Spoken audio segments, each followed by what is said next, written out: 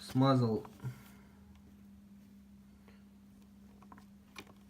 вот это место не силиконовой смазкой, а вот такой. Это в квадроциклах типа плотницы набивать.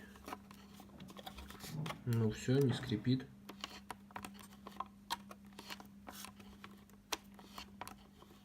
Сейчас вторую смажу.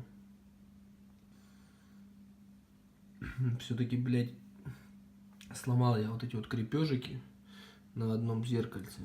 Пока туда-сюда его тиренькал. Вот ничего, они вроде эти зеркальца недорогие, зато как бы разобрался. Стопудово, значит, с чем-то было смазано с завода.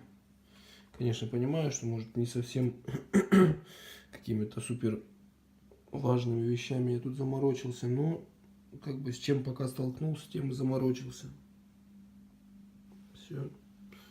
Благодарю за внимание.